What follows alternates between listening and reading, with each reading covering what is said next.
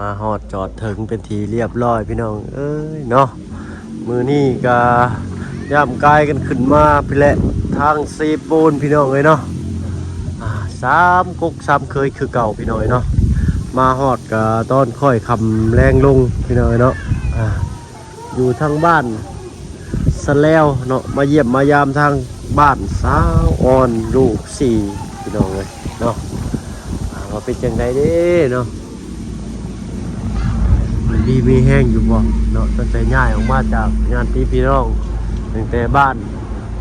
ตาดสะแลนเนาะ3-4 มื้อเด้4-5 มื้อแล้วพี่น้องเนาะแต่เฮาอันมาส่งเพิ่นนี่ก็ได้เนาะเบิ่งหาขนมข้าวต้มนมไปอันฝากไปต้อนทั้งอันลูกสาวอ่อนกันก่อนพี่น้องเนาะขนมข้าวต้มก็และจ่ายค่าผ่านทางมาจากบ้านน้องเซอร์แล้วก็รถมาดูกันบ้าน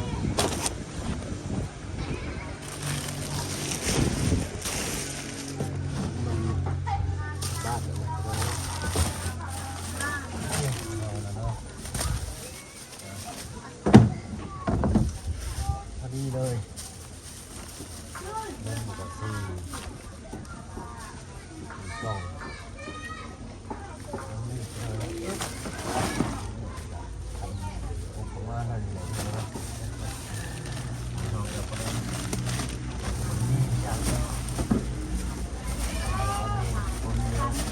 ฝากไปต้อนเพื่อนเลยนะ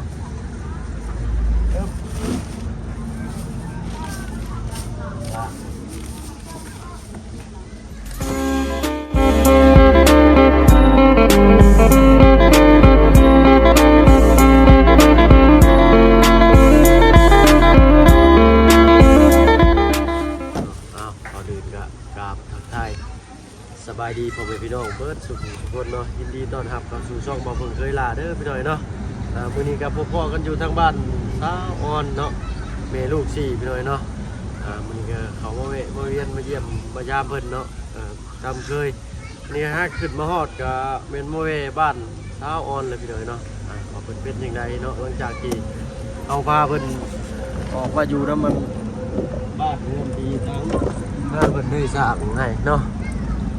แหละไปเบิ่งกันเนาะอึ๊บ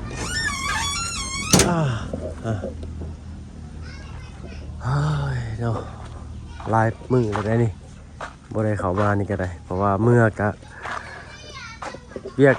บุญบ้านเนาะบุญบังไฟแน่เนาะเฮาก็แวะเวียนขึ้นมาเนาะทางลุงก็พอดีเพิ่นไปซ่อมรถพี่เอกเพิ่นที่ทางอันแม่น้องเชอพาชนท้ายรถท่าหรือว่ารถหุ่นไดบ้านเฮาน่ะเนาะก็บาดเจ็บกันไปหน่อยนึงเนาะแต่รถก็แตกอันไฟน่ะเคย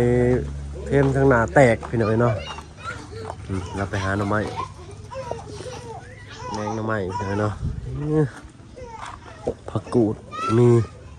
เนาะพี่หน่อยเนาะทางบ่าวเพิ่งกับบ่มียังมาฝากร้ายพี่น้อยเนาะก็เป็นเงินทางบ่าวเพิ่งเองก็ซื้อนมกับขนมมาฝากต้อนลูกเพิ่นพี่น้อยเนาะลูกเพิ่นก็มีแต่ผู้ใหญ่แหละกินได้เนาะเด็กน้อยก็ยังกินบ่ได้ดอกพี่น้อยเนาะมีก็ได้เต็มต้นพี่น้อยเนาะย่ามันรู้ตุยหัวเด้เนาะทางนี้ก็เต็มมือพี่น้อยนี่ไม่อันนี้นะ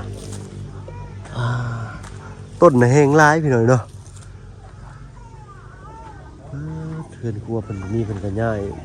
แต่ฟืนกีตาไฟลงมาอยู่ข้างล่างเลยพี่หน่อยเนาะไว้ข้างบนร้ายมันก็สีดำพี่หน่อยเนาะ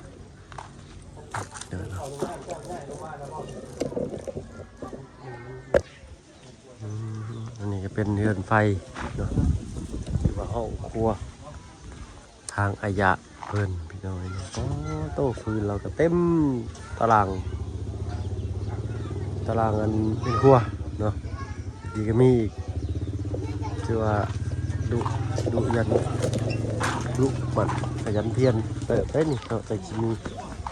พื้นมีรั้วเต็มตารางเนาะ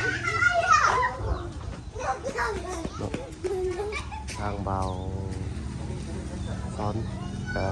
อยู่เพื่อนเพิ่นไปเลยเนาะเพิ่นได้นำพาที่เพิ่นไปไทยมาเนาะทั้งหมด4ม้วนเด้อพี่น้องเนาะตอนนั้น4ม้วนเนาะไปไทยมาเรียบร้อยแล้วเด้อพี่น้องเนาะทางนอกมันคือยังสิบ่ว่างเนาะได้มาต่อหัวต่อครั้งเนาะ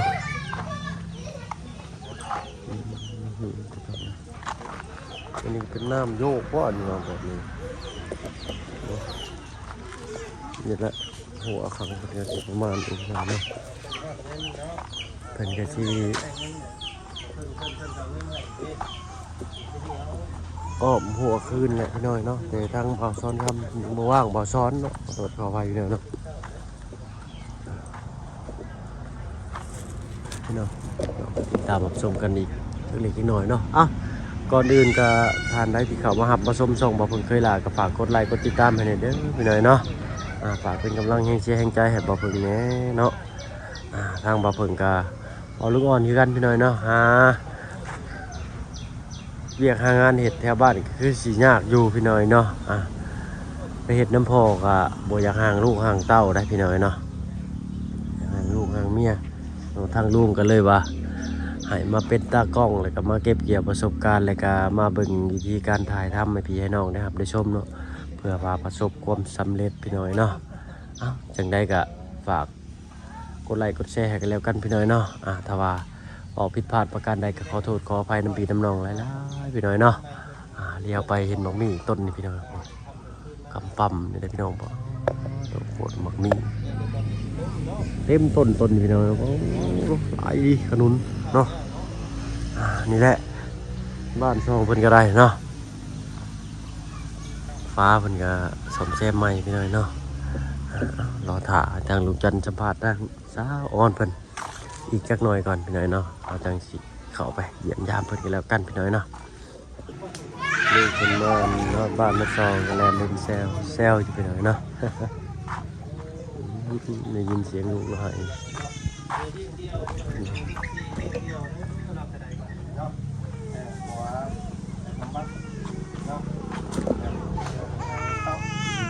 หายไปแล้วเนาะลาเฮ็ด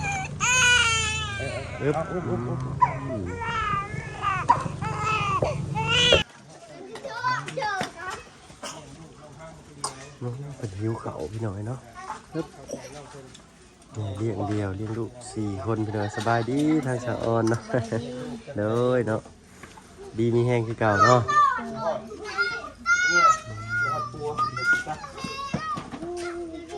แล้วอยากเข่าเนาะอยากพักไข่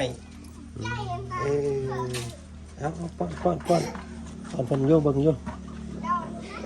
กินข้าวไม่ต้องบวมเราอยากเจอบริกินข้าวร้ายวันนี้ได้โยแค่ยังว่าได้จังสิกินสิพี่น้องกินข้าวพอจังได้ให้เนาะอันนี้เจ้าหย่ำเองบ่น้องครับโอ้เข่าเจ้านี่บ่เข่ามิดนี่บ่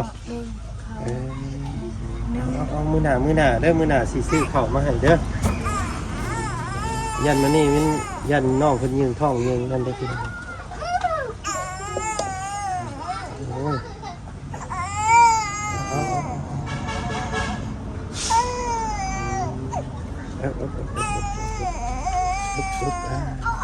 ปอดเข่าน้องวันใหม่ก่อนอะไรเป็นอะไรนะ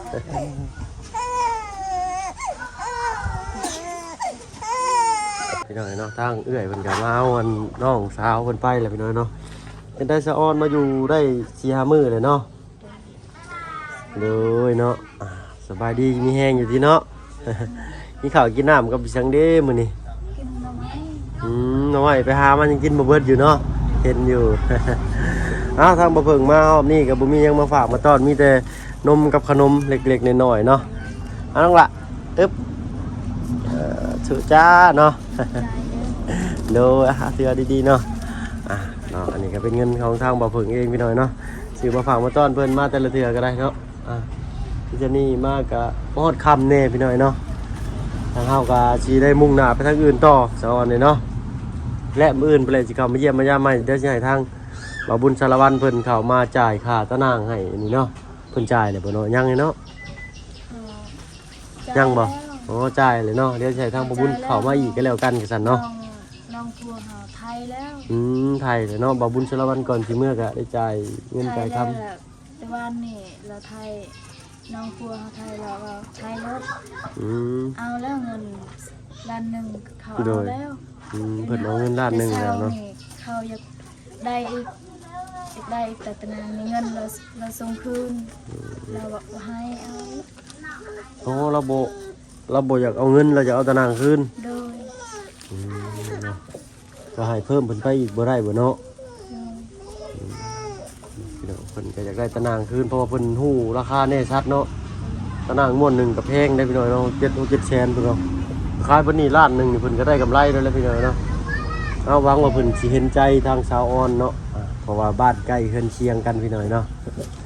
เฮาก็เห็นใจเพิ่นอยู่เนาะเวลาเฮาเร่งรีบมาเฮาต้องการเงินเพิ่นก็ให้เฮาอยู่พี่น้อยเนาะก็อยากให้เพิ่นเห็นใจทางสาวออนนำแน่เนาะเฮาก็ให้เงินเพิ่นเพิ่มไปอีกพี่น้อยเนาะจังได๋ก็และถ้าเบิ่งไปกันอีกเนาะเอ้าทางเฮาก็สิไปทางอื่นต่อก็แล้วกันสำหรับสาวออนเนาะแล้วคลิปนี้ก็สิขอลาสาวออนก่อนก็แล้วกันเนาะเอาว่าสบายดีเด้อโดยเนาะโดยเนาะเอ้าเบิ่งลูกเบิ่งเต้าพี่น้อยเนาะสาวออนแม่เลี้ยงเดี่ยวพี่น้อยเนาะแม่คนเดียวจะเลี้ยงลูก4คนพี่น้อยลูกสาวเพิ่นก็เอานอกเอานุ่งได้เด้อพี่น้อยเนาะตาหน้าก็เพิ่นอยู่ได้เพิ่มพี่น้อยเนาะเพิ่นอยากได้เงินเพิ่มเป็นว่าเนาะเบิ่งเฮือนเพิ่นจักหน่อยเพิ่นก็จักเนาะอึ๊บอย่าแหะเนาะเพิ่นไฟเพิ่นก็เพิ่นบ่ได้ดังไฟใส่ได้พี่น้อยเนาะเพิ่นป้าไว้อยู่นี่เพิ่นยังบ่มีเวลาเอาลงพี่น้อยเนาะเพิ่นป้าไว้ซื่อเนาะเดี๋ยวเพิ่นไปดังฟืนดังไฟเฮ็ดอยู่เฮ็ดกินอยู่ตะลุ่มตะลางพุ่นน่ะพี่น้อยเนาะพี่น้อยเนาะทั้งบ่เพิ่นก็ว่าสิทั้งป้าลูกเนี่ยคอมเมนต์เข้ามาหาบ่เพิ่นว่าอยากเห็นน้องซาร่าพี่น้อยเนาะน้องซาร่าเพิ่นอันนั้นก็สาวเซแม่น้องซาร่าแม่เลี้ยงเดี่ยวกันพี่น้อยเนาะแต่ว่าเพิ่นมีลูกสาว1คนเด้อพี่น้อยเนาะแต่นี่เพิ่นเลี้ยง4คนพี่น้องคัดจมูกพี่น้อยเนาะยามอากาศยามแรงพี่น้อยเนาะ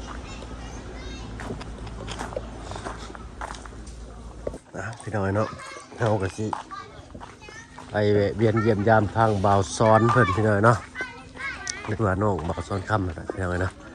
เพิ่นผู้ที่เอาอันอ้ายไปฝากเนาะเพราะว่าเพิ่นสร้างความเดือดร้อนให้หมู่บ้านหลายพี่น้อยเนาะเพิ่นก็เลยต้องไปบำบัดก่อนเนาะโอ้มอเตอร์ไซค์คู่ใจบ่บ่าวซ้อน สบายดีเด้อสบายดีโอ้เนาะมอเตอร์ไซค์คู่ใจบ่ดิอ๋อสเตอร์เบอร์ยังกันนะ45เนาะโอ้สเตอร์หนาน้อยๆเนาะบิดนี่คือสิบ่ว่าขึ้นภูขึ้นพาเอาไปไว้เก็บสำหรับแก่กล้วยบ่บ่าวซ้อนนั่นนี่แกกล้วย แก่กล้วยแก่พื้นเอาใส่ขอฟังเสียงในอยู่จักบาทฮึบติดหมากระเบิดแล้วก่อนพี่น้อยตับติงแห้งเด้อมันแตกเด้อ กินข้าวกินน้ำแล้วบ่ยังโอ้ได้ยังกินแรงสั่นมื้อนี้ กินแรงแบบนี้ต้มมีเอาไม้อันนี้เพิ่นผ่าไว้เฮียนี่บ่จอนไม่นี่แกเดือดนี่ อ๋อแก่มาแล้วผ่าจังซี่บ่ก็พาให้แล้ว อ๋อเฮาสิเอาไว้เฮ็ดหยังนี่ฮะอ๋อเอาไว้เฮ็ดพื้นโอ้เฮ็ดบ่อนนั่งก็ได้เนาะเพิ่นเอิ้นไม้หยังบ่จอนนี่ลืมมาซื้อบาทนี่พี่น้อย เอ้ยเนาะวางบาซ้อนกะพอได้แต่ต้มหมี่เนาะเขากะมีแต่หมี่มาฝากเพิ่นคือกันเนาะต้มตอนนี้กำลังต้มหมี่อยู่บ่เขาอนุญาตขึ้นไปน้ำได้บ่นี่ได้ถึงก่อนพี่น้อยเนาะบุกคฤหาสน์แล้วก่อน เอาแพงโคตรฮะบริหารแพงโคตรมีทั้งแพงโคตรโอ้นี่เพิ่นเอามาดังไฟนี่เนาะน้ำนี่ไปเอามาใส่บ่อซอนเอามาแต่ทูอ๋อแล้วใส่รถจักรเอาไปเอาบ่นี่ ว่าสิไปตักน้ำแล้ว กำลังว่าสิไปตักน้ำโอ้อยากไปน้ำเพิ่นนี่พี่น้อยเนาะหักคือสิเกะกะเพิ่นเนาะ บ่ได้ เอาตั้งอยู่ข้างหน้าเนาะโอ้ขี่นี่ม่วนได้เลย ฉันเจ็บก้น โอ้โตเนาะโอ้บ่าวเพิ่นก็สายลุยคือกันเนาะขอโทษบ่าวซอดอันเฮือนหลังนี่อยู่จักคนน่ะเนี่ย 2 คนแล้ว อยู่กับอันตู้พ่อเนาะตู้พ่อเพิ่นไปใช้อะไรซะมื้อนี้กะ กินเหล้าแล้ว ว้ายเมื่อเติมพลังเรื่อยแท้เนาะเด้พี่น้อยเนาะขออนุญาตส่องเบิ่งเด้อบ่าวซอดเด้อเนาะไผอันนอนอยู่ในนี่เนาะ เอานี่ อ๋อทางบ่าวซอดนอนอยู่นี้พี่น้อยเนาะ เข้าเลย เขาลูกบ่อ๋อโทษตะบุกบึงสมบัติแล้วก่อนพี่น้อยเนาะ จากสมบัติยังเอา โอ้เขาเราก็หลายสอบอยู่เด้พี่น้อยเนาะมาแล้วเอาไปชี้เอาบนบ่อช้อนหรือว่าตำมานี่ เสียง ชี้สอบเท่าไหร่อะ เขาที่เขาให้เงินเลย เงินที่เอาให้เมื่อกี้จะเอาไปชื่อเขา เงินที่เขาให้ตะกี้หัน อ๋อเขาให้ตะกี้ไปชื่อเขาเนาะนี่แหละเอาเขาเอาน้ำไปก่อนก็ดีจะได้พี่น้อยเนาะเดี๋ยวเห็นลังแวบๆเป็นลังยังไงนะลังสมบัติบ่นะ นางสมบัติยังมีแต่ส่งเสื้อ2 อัน ส่งเสื้อ2 อันหนึ่งโอ้เนาะขออนุญาตบุกเข้ามาเลยก็แล้วกันพี่น้อยเนาะ นี่มีแต่2นี่ อ๋อส่งเสื้อเจ้าเองบ่อ๋อเราใส่หีบไปจบเจือเลยพี่น้อยเนาะ เสื้อมันมีแต่2นี่แหละ อ๋อเสื้อซองส่งซอง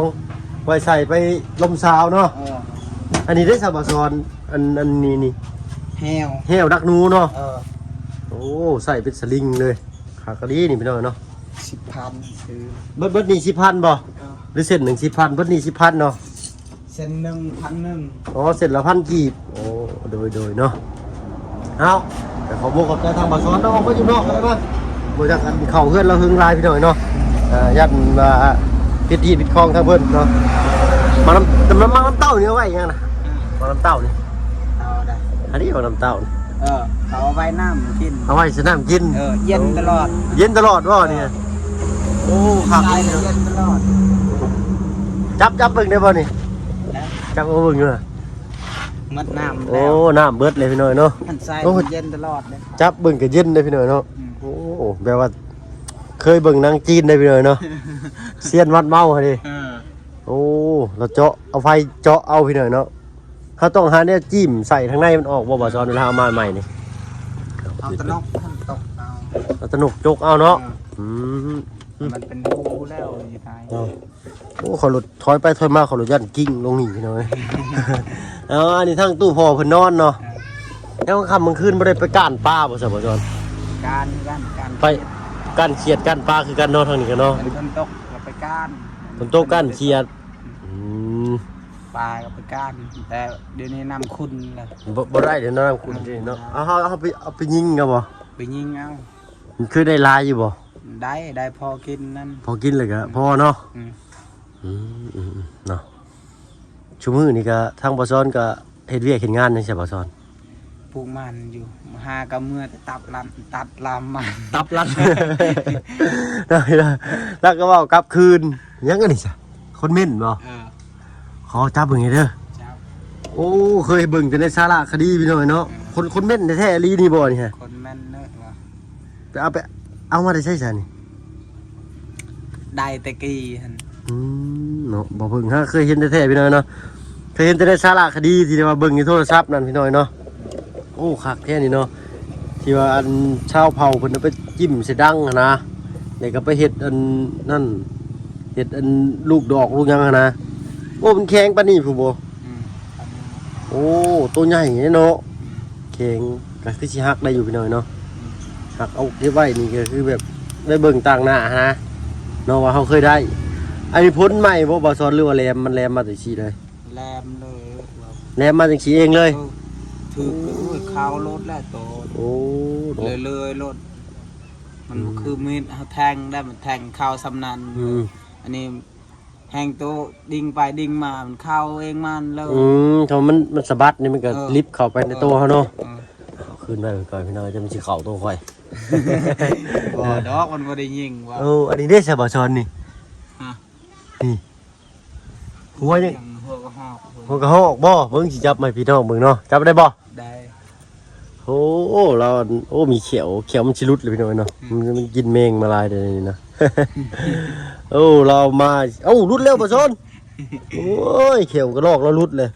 อย่ามัน เนาะเอาไว้นี่พี่น้อยเนาะอย่าซ้ำเนาะเอาไว้เพิ่นเบิ่งพี่น้อยเนาะสิแหละคนตะกี้เพิ่นสิมักได้ยังว่าเพิ่นก็ได้แนวมากินเหมือนกับสิเอาฉากไว้พี่น้อยเนาะอย่างเช่นเขางัวเขาควายจังซี่ได้เนาะเอาตัวพี่น้อยเนาะไอ้ตู้พอไปแต่เช้าพุ่นบ่ พอคอยนะ แม่น บริเมื่อเฮือนมัน บ่ได้มาเฮือนเลยโอ้พุ่นสาวมาลินน้ำบ่อน่ะ จะ ปอดอยู่ไหนเด้อเป็นบ่มานี่ว่าปอดอยู่ไหนเด้อบ่โอ้ดอกมาลินน้ำบ่าวซ้อนมาจ้ากันนี่เนาะ จะไป ตาสน้อยช่ำพ่อยันเราอายเฮาเราบ่ขึ้นมาดอกไอ้เนาะ เว้านัวหัวม่วนเด้อพี่น้อยเนาะอ้าวกระซั่นนะก็ขอขอบคุณขอบใจทางบ่าวซ้อนหลายๆเนาะให้เพิ่นไปตักน้ำตักในมาไว้อยู่ไว้กินกันแล้วกันซะเนาะเพราะว่ายันมันค่ำได้พี่น้อยเนาะผู้ตะเว้นค่อยๆค่ำแรงลงเลยพี่น้อยเนาะหาก็มาฮอดเมื่อกี้นี่เนาะก็เลยแบบนั้นไปจะไปเอาขนมมาบ่าวซ้อนไปใส่เกิบย่างมาขนมดีกว่าเนาะได้หลุดออกมาเลยพอดีเลยเนาะเบิ่งเสียขนมไปเพิ่นก่อนพี่น้อยเนาะโอ้ยถ่าแป๊บนึงเด้อเนาะถ่าแป๊บนึงอย่าเพิ่มเพิ่นว่าเนาะเอาขนมไปทางบาซ้อนก่อนพี่น้อยเนาะเอานมเพิ่นก็แล้วกันพี่น้อยเนาะนมก็ขนมบ่ได้เพิ่นกินแก้เงาเนาะเพิ่นทยาไซดีเด้อพี่น้อยเนาะเว้านัวหัวม่วนนะเรากันเนาะอันนี้สุกหนึ่งก็แล้วกันกับนมมาก็เก็บคู่กันเลยเนาะนี่แหละพี่น้อยเนาะได้อะไรเพิ่นก็มีเสือ2ตัว2ตัวเดียวบ่เพิ่นสิเบิ่งไม่เพิ่นกันพี่น้องเนาะใช่แล้วบ่ซ้อนไปใช่แล้วฮัลโหลเราอะ เนาะมาพี่เนาะปอดจุไหนเนาะต้มหมี่อยู่บ่อึ๊บเอ้าขนมมาฝากไว้กินยำเงาเนาะ ใจ โดยเนาะเป็นทางบ่พึ่งชื่อมาให้เพิ่นเองพี่น้อยเนาะสำหรับคลิปนี้ก็สิขอตัวลาก่อนเนาะเอาเป็นว่าสบายดีไปแล้วกันเนาะโดยเอ้าขอหมักระเบิดขึ้นอยู่หั่นน่ะ มันสิแตกใช่ได้เนาะโอ้กล้ามเป็นหมัดพี่น้อยเนาะสุดยอดอะลีเอาให้เพิ่นไปเอาหน้าเอาในกับมอเตอร์ไซค์คู่ใจเพิ่นก็แล้วกันพี่น้อยเนาะก็คือสิทนทานอยู่ดอกเพราะว่าเป็นยี่ห้อของ Honda พี่น้อยเนาะเพราะว่านี่ Honda นี่สิเป็นของไทยพี่น้อยเนาะรถไทยทางว่าทางอื่นเนาะถ้ามาเพิ่นก็ว่าจะเรียนไปเยี่ยมทางน้องซาร่าเพิ่นเด้อเนาะแบบบ้านเพิ่นสิอยู่ข้างในบ่พี่น้อยเนาะเอ้าสำหรับคลิปนี้ขอตัวลำลาพี่ลาน้องกันแล้วกันพี่น้อยเนาะต่อกันคลิปหน้าสำหรับคลิปนี้ลาแล้วเอาเป็นว่าสบายดีพี่น้องเนาะ